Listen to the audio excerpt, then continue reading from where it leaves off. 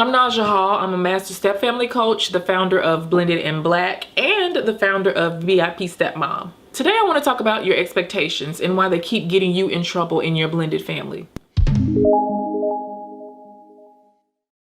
So a blended family is absolutely nothing like a traditional family. Traditional family has mom and dad in the house, then there's kids, and then they grow up, they go to college, they come back for Christmases and holidays, and they have grandkids, and they live happily ever after. Our families are not like that. Now, there can be a happily ever after, but most of us have such a difficult time getting there because our expectations are not aligned with our reality.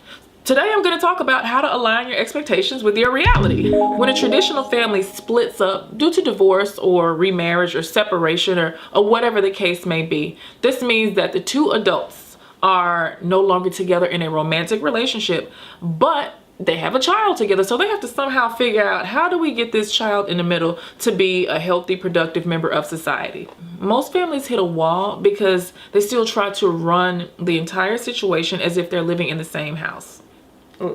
You can't do that. That's where the problems come from. Number one, a traditional family is absolutely nothing like a blended family. And when you try to start forcing that tradition into what was once one into two, everyone suffers. You have a parent that more than likely will become the custodial parent, that means the child's going to live with them most of the time. Then you have the non-custodial parent who has maybe 30% of their income going into their old household. Now, the custodial parent is probably taking on 80% of the work.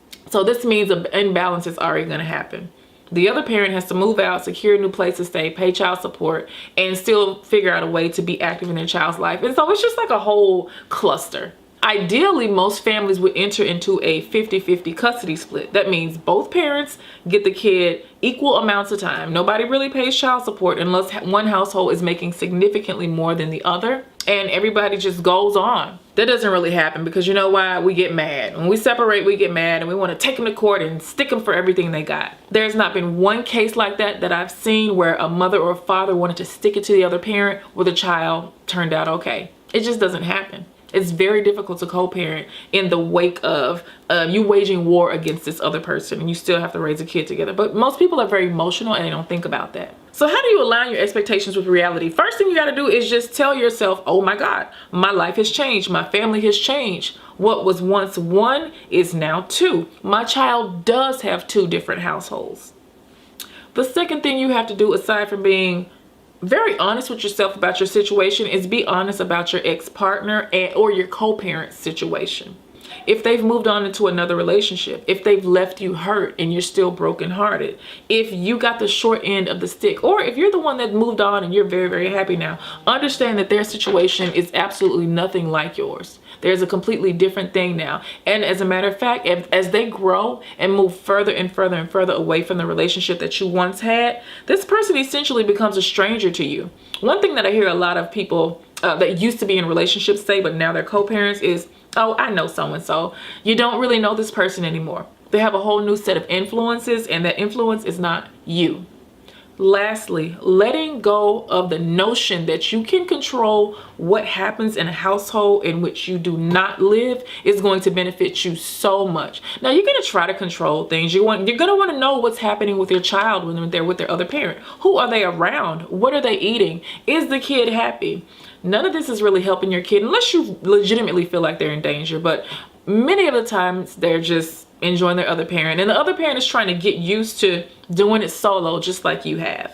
No matter how you feel about the other parent, if the court has deemed them fit to be a part of this child's life, then you have no control over what happens in their household. And trying to exact that control is only going to hurt you in the end. It's also going to make your child very, very unhappy. One thing that typically happens when kids have one super controlling parent is they don't know how to trust their own emotions.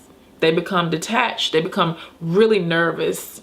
They're filled with anxiety. A lot of them suffer from depression, and all of this is needless. While your child is at their other parent's house, go find a hobby. Go out on a date, go to the gym, start your new business. There's tons of things that you can do so that you're not consumed with that level of control that you really have. And don't say it's concern, because it's not. You just really want to know what's going on. But that's not the healthiest thing for you to do. I would not be telling you this if I don't see it every single day with clients. And I'm gonna say this, ladies, it's mostly the mothers. You know, I have to tell women all the time, or they'll be like, Naja, I just want to know what's happening. It's my child. It's mine. Yes, there's a strong sense of ownership that comes with parenting, especially motherhood. However, if you really know, you know what type of co-parent, you know what type of parent your co-parent is and was. You watched them parent when they were with you. You might have done all the housework, all the cooking, all the cleaning, but now they're by themselves and they're the ones that have to do it for this child. So you're just gonna have to trust that they're not gonna let your child starve when they're with them. I'm talking to my ladies right now. If that's you and you do feel yourself kind of wanting to know what's happening and you find yourself including the child in it, that is unhealthy. Not only are you setting the precedent for them not to really trust their other parent's judgment, they're not going to trust yours either. If you're constantly prying and digging about what's happening at dad's house, where did you go? What did you eat? What did you watch? What time did you go to bed? Who was he with? That is undermining his authority. But it's also making the child know that you really don't have control at dad's house because you're coming to them with questions. And while your child is going to be overzealous to answer your questions because what you're doing is a form of manipulation and the child doesn't know that, they just want your approval, this does affect them in the long term. And while you can say I'm making it all about the kids, essentially that's who it is all about. Because the last thing I want to see is somebody ending up on my couch because they had a father that was absentee or inactive or did not know how to be a good parent, or a mother that was high conflict or down talk dad, or just completely alienated, and vice versa. They say kids are very resilient. Well, if that was the case, then why would we have all of the adults walking around that need help? Wrapping this up real quick, when your expectations are misaligned from your reality, it's always going to be a miss. You gotta make sure those things add up and match up. All right, that's my quick word for you. I hope everyone is doing well. Be sure to check me out at blendedandblack.com. And if you are a woman dating, engaged, or married to a man with children, please join my members only site, VIP Stepmom. I am Naja Hall, Master Stepfamily Coach, and I will see you next time.